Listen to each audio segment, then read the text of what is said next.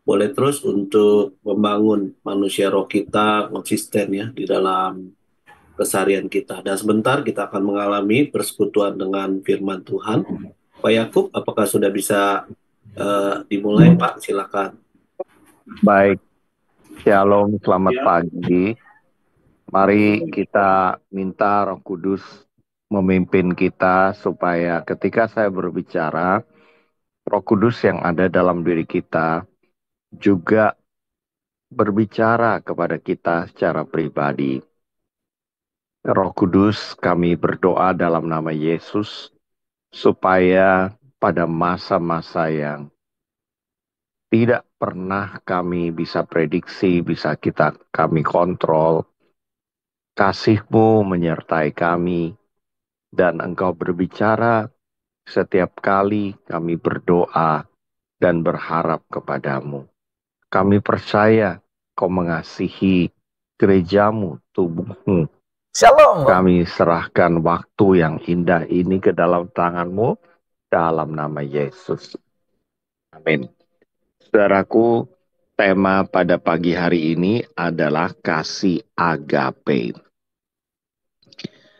Ada 6 macam secara Yunani tentang kasih ya. Yang pertama itu ya tentang kasih agape, kasih tanpa syarat, kasih yang penuh dengan pengorbanan, kasih satu pihak, kasih walaupun ya itu agape. Dan itu hanya ada di Alkitab, yaitu kasih yang tidak pernah menuntut balas. Yang kedua, kasih filia, kasih persahabatan, ya. Ya, ada kepentingan, ada tuntutan, tapi itu kasih saling. Kalau kamu mengasihi aku, ya aku mau mengasihi kamu. Nah, itu filia, ya. Lalu ada kasih eros, itu kasih suami istri ketika apa eh, berhubungan suami istri itu ada libido, ada hawa nafsu, dan kasih eros itu juga kasih kepentingan, ya, ada kepentingan di dalamnya.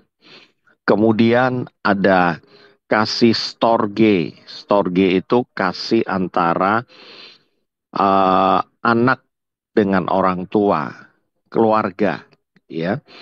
Kemudian yang kelima kasih lupus, itu kasih asmara. Dan kasih mania itu kasih mainan-mainan gitu ya. Saudaraku, kita tidak bahas jenis kasih yang lain, tetapi pada pagi hari ini seri karakter Kristus adalah kasih agape. Ya.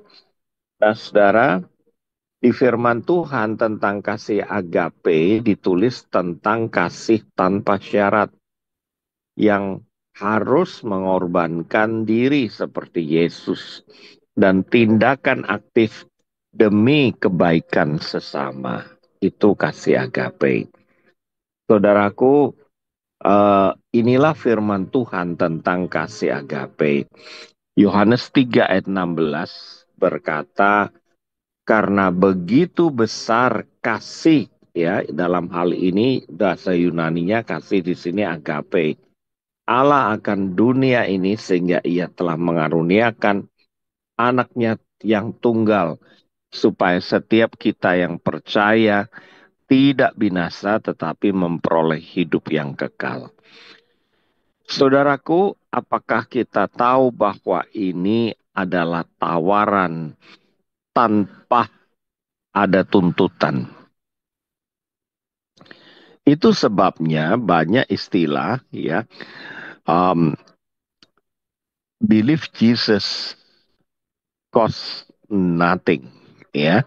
Untuk percaya Yesus tidak ada harga yang mahal ya, percaya bahwa kita diselamatkan.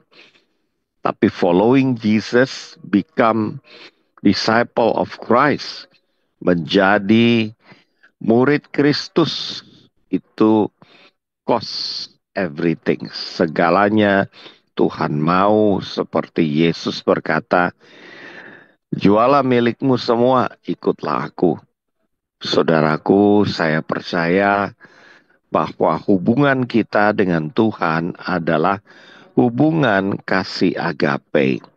Ya, kita ikut Tuhan bukan karena mau sesuatu, tapi karena kita berhutang bahwa Tuhan sudah mengampuni kita, sehingga kita sekarang bisa hidup dalam anugerah keselamatan. Kapanpun kita dipanggil pulang, kita pasti masuk di dalam kerajaan Allah. Saudaraku, kasih ini bersedia membantu orang lain tanpa pamrih, meskipun mereka tidak bisa membalas kebaikan kita. Misalnya menolong tetangga yang sulit secara finansial, walaupun mereka bukan orang yang dekat, ya. Kasih Allah memberi tanpa menuntut, bahkan kepada dunia yang berdosa. Kalau saudara baca Yohanes pasal 1 ayat 10, dia datang pada miliknya sendiri. Ayat 11, miliknya sendiri menolak dia. Tapi kita yang menerima dia, Tuhan memberi kita gelar anak-anak Allah, ya. Jadi jangan bangga jadi orang Kristen, saudaraku. Belum tentu kita masuk surga gara-gara orang Kristen atau KTP-nya Kristen. Tapi Yohanes 1 ayat 12, kita masuk surga karena kita sudah diampuni dosanya dan kita disebut anak-anak Allah. Jadi kalau saya lebih suka disebut anak Allah, ya, daripada sekedar orang Kristen, karena sebutan orang Kristen itu adalah sebutan orang-orang kafir di Antioquia yang menyebut itu loh pengikut Kristus. Itu merupakan sebuah ejekan sebetulnya, ya.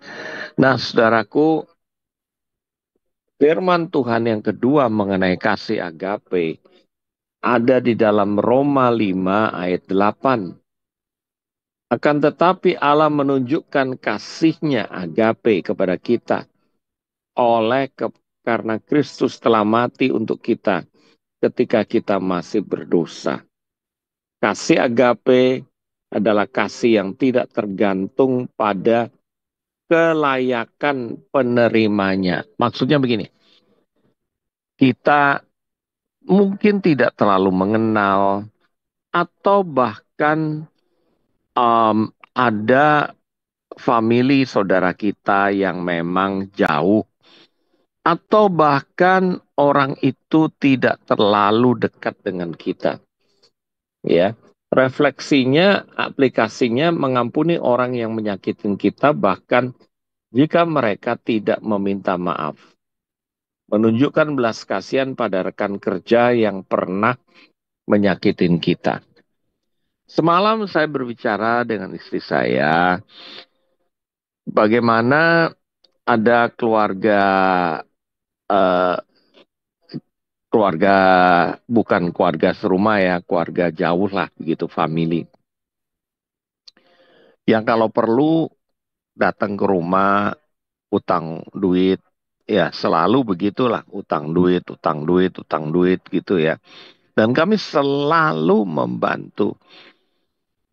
Tapi ada satu masa di mana entah kenapa, ya, nggak tahu urusannya dengan istri atau dengan saya, tiba-tiba dia nggak mau datang dan mengisukan bahwa kami itu keluarga yang apa ya, sombong dan lain sebagainya.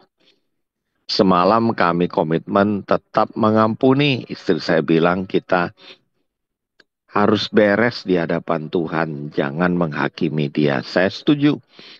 Dan kita doakan dia dan kita tidak lagi membicarakan yang jelek. Saudaraku, itulah yang disebut kasih agape. Kasih yang walaupun Kita tidak tahu ini ada masalah apa orang itu menyakitin kita, ya, tapi kita tetap mengampuni. Ya, itu kasih agape. Karena pengampunan itu gunanya bukan untuk orang lain, saudaraku. Gunanya untuk orang diri kita sendiri, ya. Akhir-akhir ini banyak orang yang berusia 40, 50, belum 60 udah meninggal karena kanker. Saudaraku, kalau kita tidak mengampuni, banyak dokter yang menganalisa itu bisa menyebabkan sel dalam tubuh kita menjadi kacau dan liar. Dan itulah yang disebut kanker. Saudara, jangan mengampuni karena takut sakit kanker ya, tapi karena kasih agape.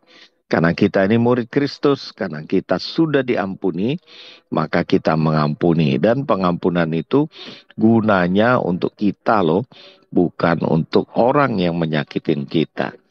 Ya. Yang ketiga, saudaraku, di dalam 1 Korintus 13 ayat 4 sampai 7. Kasih itu sabar, kasih itu murah hati, ia tidak cemburu, dan segala sesuatu ditanggungnya. Kasih adalah karakter aktif dan sabar, ya, bukan sekedar perasaan, ya. Dalam rumah tangga, sabar terhadap pasangan atau anak bahkan saat lelah, mengendalikan emosi ketika tersinggung, memilih untuk berespon benar dengan kelembutan.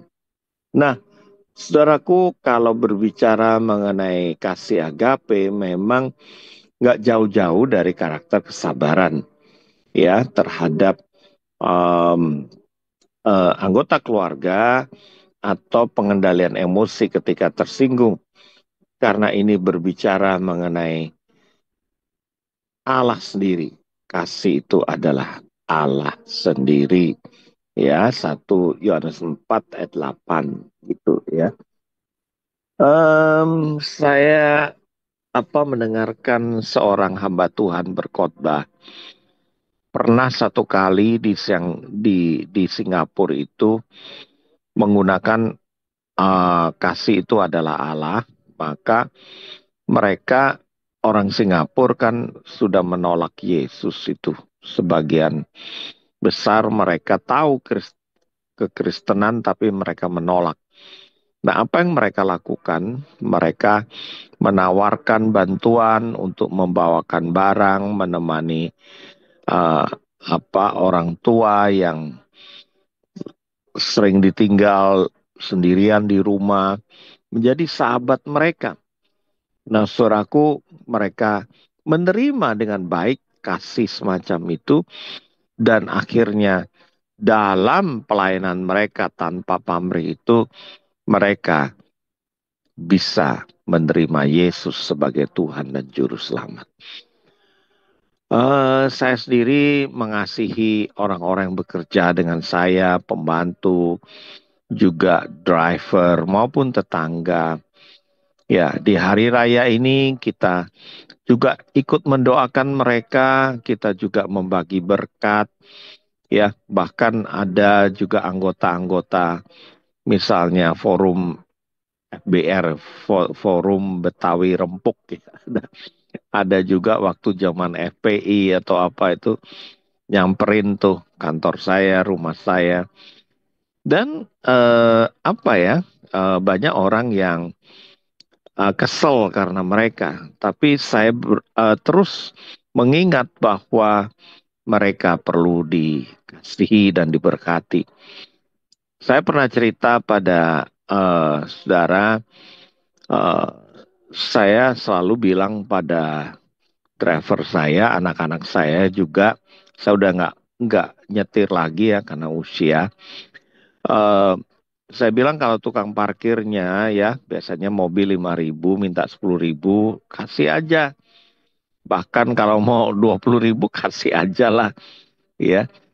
Kenapa kita harus bertengkar dengan tukang parkir yang bisa kita berkati ya. Dan ketika kita lakukan itu ternyata mereka juga memberikan balasan servis yang baik ketika mobil kita datang. Saudaraku, mari hidup sabar, hidup yang mencerminkan Kristus karena Kristus adalah kasih agape, ya. Yang keempat, 1 Yohanes 4 ayat 10 sampai 11. Inilah kasih itu, bukan kita yang telah mengasihi Allah, tetapi Allah yang telah mengasihi kita. Kasih itu berasal dari Tuhan, bukan dari kapasitas manusia. Jadi kasih agape itu adalah kasih dari Tuhan. Kita nggak mungkin bisa kasih agape tanpa mengenal Kristus. Saya bisa merasakan ini orang lahir baru atau tidak melalui pengorbanannya, melalui kasihnya. Ya, saudaraku, kasih agape mendoakan orang yang sulit dikasihi, melayani dalam gereja atau komunitas meski tidak mendapat pengakuan. Haleluya. Saya melihat apa ya, eh, tim screen yang bikin video, bahkan Pak Mardi, Buria, bahkan co-host, mereka harus berdoa, mereka juga harus meeting, mereka harus mempersiapkan diri. Nah, tim Koram Deo ini sudah bertahun-tahun. Sementara Koram Deo yang lain tidak berjalan, ya, tapi tim di sini luar biasa. Bahkan pada hari libur pun 365 per tahun itu tetap ada, saudaraku. Saya percaya itu bukan kekuatan kita. Itu adalah kasih agape. Kasih dari Allah yang mengasihi sesama kita. Puji Tuhan, puji Tuhan. Yang kelima, saudaraku, Matius 5 ayat 44. Kasihilah agapate musuhmu dan berdoalah bagi mereka yang menganiaya kamu. Saudaraku, kasih itu mencakup juga mereka yang memusuhi kita. Kita tetap berdoa buat orang yang memperlakukan kita tidak adil. Menahan balas dendam, menggantinya dengan kebaikan praktis. Kalau kita sering dengar khotbah begini tanpa mengalami, itu ya enak didengar gitu ya. Tapi ketika kita dikhianati, ketika kita ditusuk dari belakang, tapi kita bisa tetap mengasihi, itu tidak mudah loh. Ya, saudaraku, saya mengalami bukan sekali, tapi berkali-kali. Dan saya mau bersaksi tanpa kasih karunia Tuhan, saya nggak mampu. Saya begitu marah, begitu emosional, begitu sedih, begitu kecewa. Semakin dekat orang yang menusuk dari belakang, semakin saya kenal motivasi mereka, itu menyakitkan sekali. Tapi sekali lagi, hati saya tetap tulus dan belajar terus mengasihi orang yang menyakitin kita. Bahkan berdoa untuk mereka. Bahkan ketika bertemu, ya seperti tidak ada permusuhan atau apapun. Bukan munafik, tapi sungguh-sungguh merasakan gini. Aduh, kasihan kamu ya. Gitu. Dan biasanya orang-orang seperti itu nasibnya tidak lebih baik daripada kita loh. Gitu loh. Ya. Jadi saudaraku, saya mengalami ini dan saya ingin kita semua juga menjadi saksi Kristus ya. Penginjilan lewat kasih agape itu dahsyat loh. Ya. Kita ini surat terbuka. Ya, kasih agape itu nggak usah banyak ngomong, tapi orang yang dekat dengan kita merasakan kasih itu. Saya masih ingat cerita Ibu Jane Norman ya, yang mengajar anak-anak yang berkebutuhan. Ketika menggambar, kehadiran Ibu Jane selalu menjadi apa ya, kedamaian, kebaikan, karena dia memiliki kasih agape. Saudaraku, kalau kita hadir satu tempat, apakah kita membawa damai sejahtera atau seperti pohon kaktus, bukan pohon beringin, ya, yang menenangkan. Yang keenam, saudaraku, Galatia 5 ayat 22.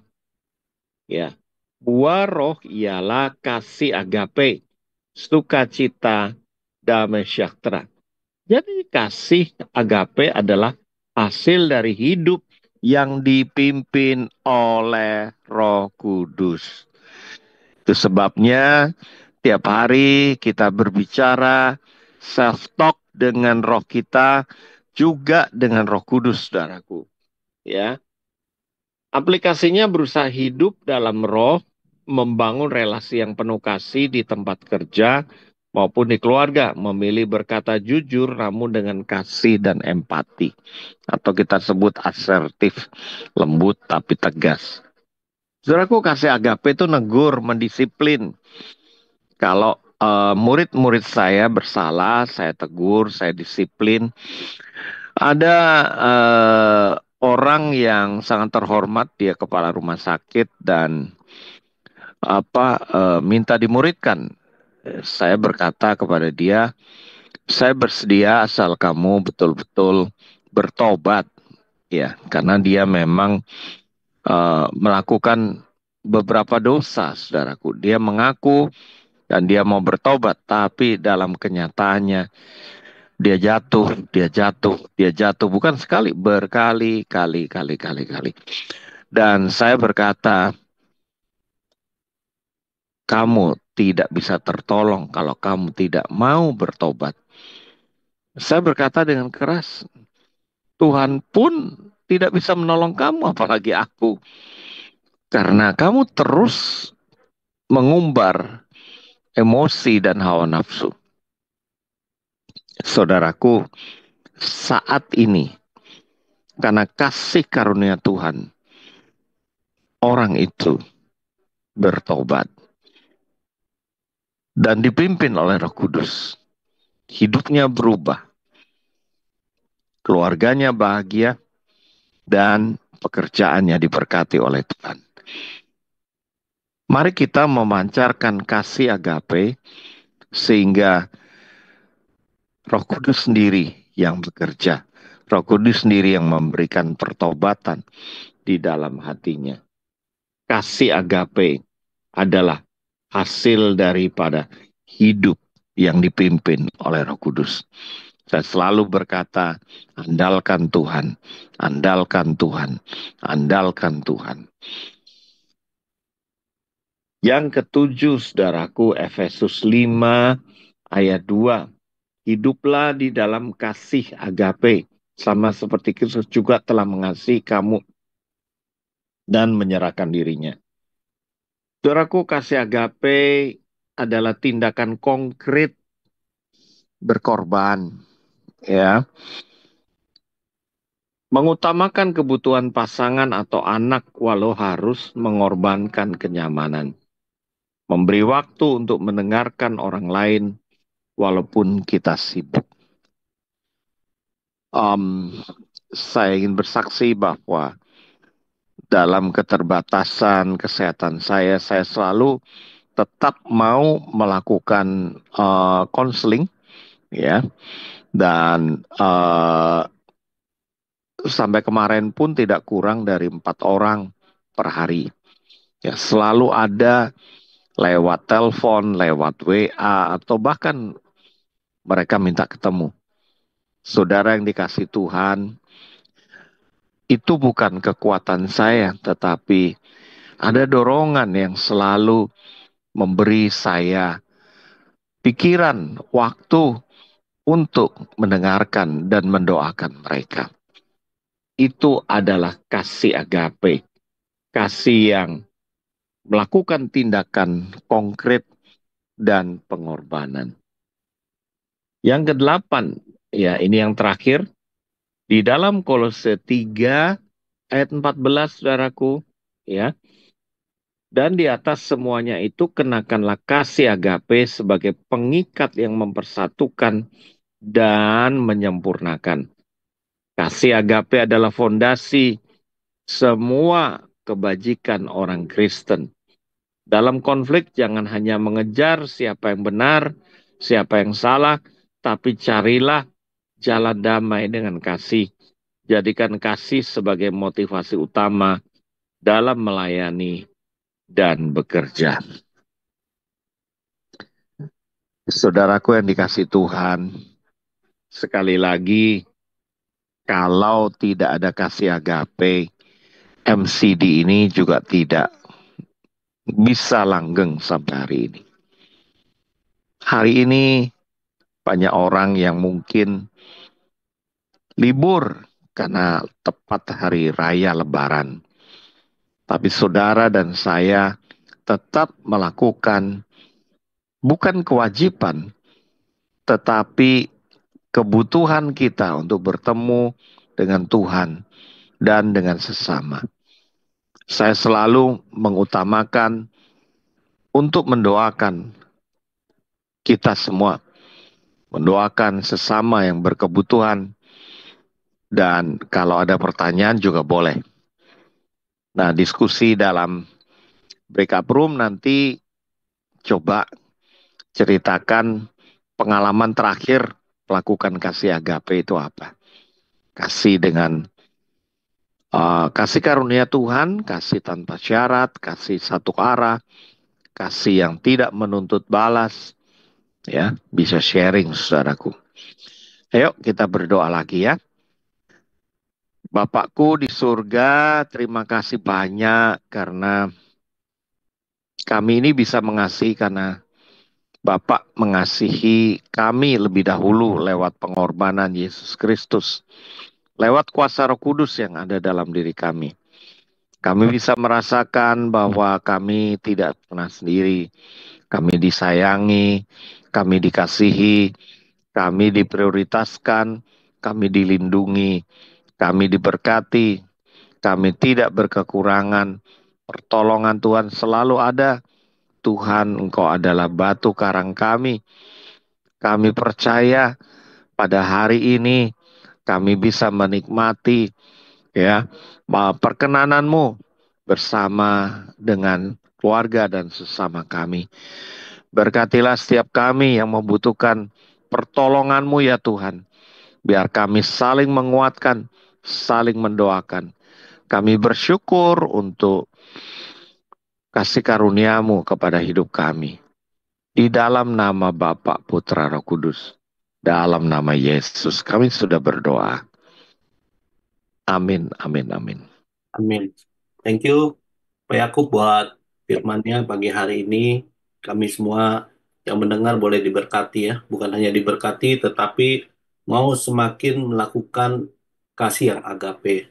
Thank you, Pak Yakub. Teman-teman juga, para partisipan diberkati. Yang diberkati boleh kasih emoticon ya di chat room ya. Nah, pagi hari ini, Pak Yakub dan teman-teman, ya saya Anthony bersama juga dengan Pak Abraham sudah on cam. Pagi hari ini izinkan kami untuk memandu ya. Bapak Ibu mau yang didoakan atau juga eh, saya merasakan ada banyak yang kesaksian ya bagaimana melakukan kasih yang agape di tengah-tengah kehidupan kita, keluarga, pasangan, pekerjaan, bisnis dan banyak lagi ya pasti yang akan bersaksi. Nah, nanti juga ada yang mau untuk terutama ya didoakan ya boleh untuk resen atau open open ini ya open mic. Oke, nah sebelum itu kita akan masuk dalam pengumuman. Teman-teman boleh bersabar atau kirimkan di room chat ya. Setelah pengumuman kita akan mulai untuk mendoakan dan buka untuk bertanya bersaksi. Silakan tim screen.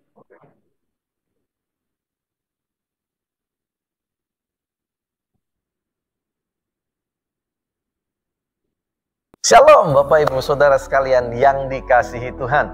Pada tanggal 1, 2, 3 Mei kita akan melaksanakan konferensi pria Lions Roll di Bali. Bapak Ibu Saudara bisa ikut bagian bersama dengan 800 hamba Tuhan, pemimpin gembala yang akan mengikuti sebuah movement kegerakan pemuritan. Bagaimana caranya? Pertama, melalui doa. Setiap malam kita akan mengadakan doa puasa jam 18.30 sampai jam 19 bersama-sama by Zoom di link berikut ini. Yang kedua, Bapak Ibu Saudara bisa ikut ambil daya di mana kita akan terlibat sebagai peserta fasilitator dan kita bisa bersama-sama ketemu di Bali 1, 2, 3 Mei. Yang ketiga, Bapak Ibu Saudara bisa ikut berpartisipasi bagaimana kita akan support hamba-hamba Tuhan yang akan ikut dengan kekurangan dana. Kami berharap supaya setiap kita bisa turut ambil bagian doa, daya, dan dana. Di link berikut ini Anda bisa transfer rekening ini untuk seluruh persembahan akan kita persembahkan untuk mensupport acara ini supaya kita mengirimkan hamba-hamba Tuhan yang kekurangan dana untuk mereka boleh ikut. Kegerakan bersama-sama 1, 2, 3 Mei. Tuhan Yesus memberkati.